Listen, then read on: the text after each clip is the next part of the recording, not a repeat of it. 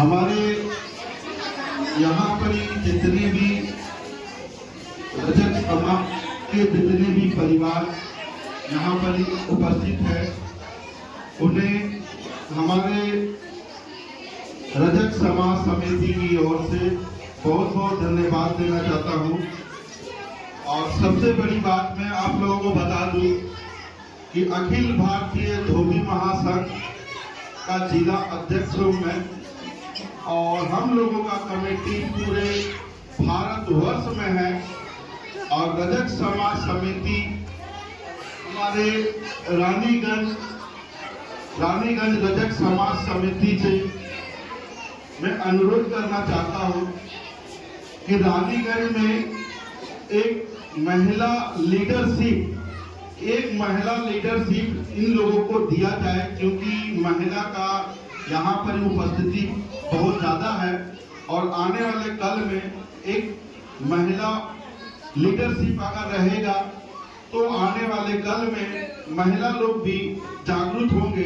जिस तरह से रजक समाज समिति की ओर से यहाँ के डॉक्टर सुरेश रजक जी जो प्रेसिडेंट है, उनका कहना था कि हम लोग कुछ करना चाहते हैं अपने समाज के लिए, लेकिन कैसे करें क्या करें कुछ समझ में नहीं आ रहा।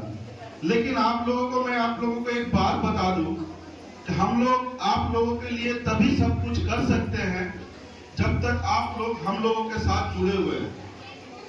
आप लोगों का बच्चा का स्कूल का पढ़ाई लिखाई में अगर कोई भी तरह का दिक्कत होता हो, या मान लीजिए फीस देने का ये प्रॉब्लम हो रहा है, या बच्चे को किताब कॉपी का असुविधा हो रहा है, तो हमारे समाज से रानीगंज रजक समाज समिति से आप हेल्प ले सकते हैं। ये आपका अपना परिवार का कमेटी है और ये अपने परिवार से मांगने में कोई हिचकिचाइएगा मत, क्योंकि हम लोग जो बनाए हैं रजक समाज समिति की, आप लोगों के उद्धार के लिए आप लोगों को एक अलग रास्ता प्रदान किया जाए, क्योंकि आप लोग कभी लाइफ में झुके ना या कटे ना या बटे ना।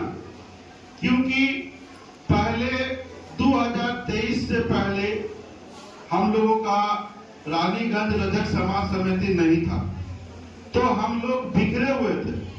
कोई वहां था, कोई यहाँ था, किसी से कोई मतलब नहीं था। लेकिन इतनी मुश्किल के बाद आज रानीगंज रजक समाज समिति सभी को जोड़ा, एकजुट करके आज यहाँ पर ही इतने बड़े तादाद पर उपस्थित हुए हैं। बहुत गर्व की बात है, क्योंकि इतना भीड़, क्योंकि अपने समाज के लोगों को जागरूक करना ये बहुत बड़ी बात है। क्योंकि हम भी आज 2017 साल में मैं भी कमेटी गठन किया था, अखिल भारतीय धोबी महासंघ जो पूरे भारतवर्ष में है। इस कमेटी को चलाने के लिए हमने बहुत प्रयास किया, काफी दूर दूर तक जाके हम लोग मीटिंग किए, समाज को जागरूक किए। लेकिन काफी लोग हमें बोला कि भैया धोबी समाज सोया हुआ है, इसको उठाने का प्रयास क्यों कर रहे हैं? ये लोग उठने वाला वैसे नहीं है। हमने भी कसम खाया कि धोबी समाज को जागरूक करना बहुत जरूरी है, क्योंकि अगर जागरूक नहीं होगा तो हम लोगों का हक कोई और लेके चला जाएगा और हम लोगों का बच्चा कभी आगे नहीं बढ़ पाएगा। हमें थोड़ा मेहनत करना पड़ा। सभी जगह रानीगंज, दुर्गापुर, कुल्टी, बड़ाकर, चिरकुंडा, बनपुर, रामबान, सामबान, भोस्टमबान, लावागड्डी, जितने भी इलाका है, सभी इलाका में जाके हमने मीटिंग किया। सभी जगह में जाके समझाया कि हम लोगों का धोबी समाज का एक यूनियन है, हम लोगों का अपना एक कमेटी है। हम लोगों को टेंशन लेने की कोई बात नहीं है, हम लोगों को डरने की कोई बात नहीं है, क्योंकि आज हम लोग आप सब कोई मिल के अगर मजबूत होंगे तो हम लोग अपना अधिकार के लिए लड़ सकते हैं। और अपना अधिकार के लिए लड़ने के लिए सिर्फ संगठन बनाना हमारा काम नहीं है। संगठन बनाकर अपना अधिकार को छीनना वो हम लोग के लिए सबसे बड़ी बात है। आज मान लीजिए आज हम लोगों का संगठन नहीं है, अगर कोई भी आदमी औरत या कोई पुलिस का चुंगल में फंस जाए, उसे कोई बचाने वाला नहीं है, कौन बचाएगा? तो अपना रजक समाज समिति कमेटी जो है वो आवाज जरूर उठाएगा और वो बोलेगा कि अगर ये निर्दोष है तो इसे कुछ होना नहीं चाहिए, अगर ये दोषी है तो आप कानूनी तौर पर जो भी कार्रवाई करिएगा हम उसको मानेंगे, लेकिन अगर बेफिजूल बुनियाद अगर उसे फंसाया जा रहा है तो हम लोग थाना घेराव करने का काम जरूर करेंगे। और सबसे बड़ी बात मैं आपको बता दूं, पढ़ाई में आरक्षण हम लोग को 40% मिलता था नौकरी में, आज उस घट के 27% में आ गया। क्यों आ गया? क्योंकि एससी समाज के जो धोबी समाज लोग हैं वो अपना अधिकार के लिए लड़ने नहीं चाहते, न लड़ना चाहते हैं। लेकिन सबसे बड़ी बात मैं आपको बता दूं, लड़ाई एक ऐसा चीज है, जब तक आपका संगठन मजबूत नहीं होगा तब तक आप लड़ सकते, आप सिर्फ आश्वासन दे सकते हैं। तो लड़ाई करने के लिए कमेटी में मजबूती बहुत जरूरी है। आज हम लोगों का बनपुर से लेकर पूरा भारतवर्ष में जो भी समाज का कमेटी चलता है, कलकत्ता में सबसे बड़ा कमेटी है विश्व महासंघ, अखिल भारतीय धोबी महासंघ सबसे बड़ा कमेटी है। अलग अलग कमेटी होने के बावजूद हम लोगों का उद्देश्य एक ही है कि अपने समाज को सही रास्ता दिखाए और सही रास्ता प्रदान करे। हमारे यहाँ पर देख सकते होंगे कि यहाँ एक फोटो लगा हुआ है संत गाडगे जी महाराज। संत गाडगे जी महाराज के बारे में जानना बहुत जरूरी है, क्योंकि संत गाडगे जी महाराज स्वच्छ भारत अभियान के जनक रहे थे। उसे भारत रत्न से सम्मानित होना चाहिए, लेकिन जिस तरह से संत गाडगे जी महाराज का नाम को हटा दिया गया और उनको नाम को छुपाने का काम किया गया, लेकिन हमारे समाज के जो बुजुर्ग थे, जो योद्धा थे महाराष्ट्र के, वो लोग आज तक संत गाडगे जी महाराज के परिचय को कभी डूबने नहीं दिया, कभी मरने नहीं दिया।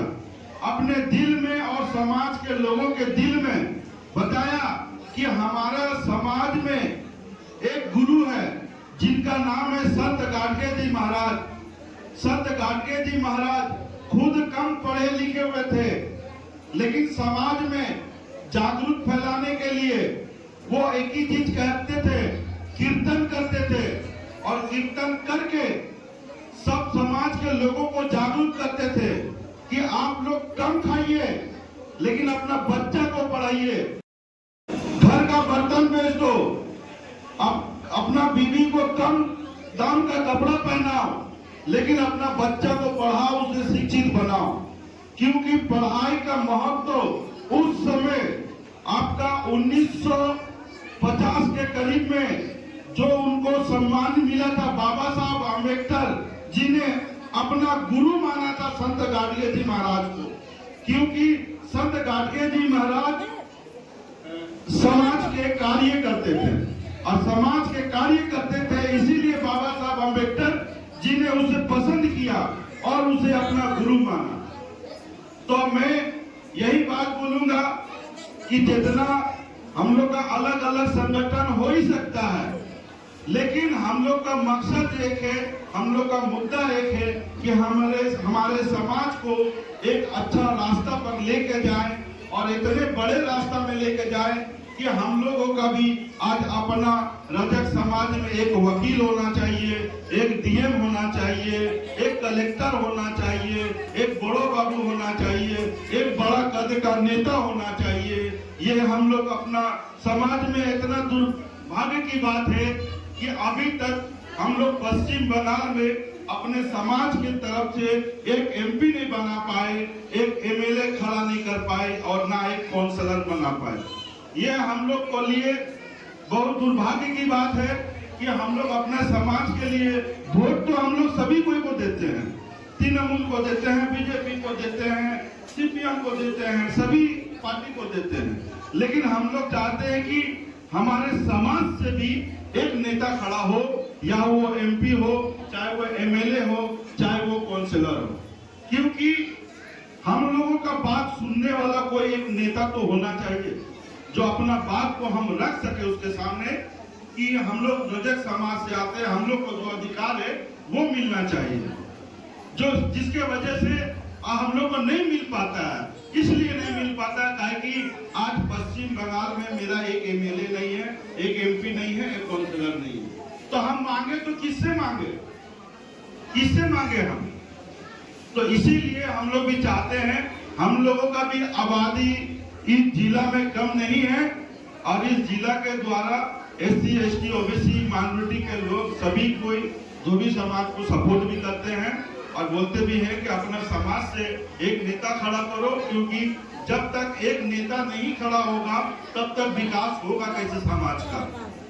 आज हमें कुछ चाहिए, कौन देगा? एक समय हुआ करता था कि धोबी समाज के लोगों को धोबी घाट दिया करता था।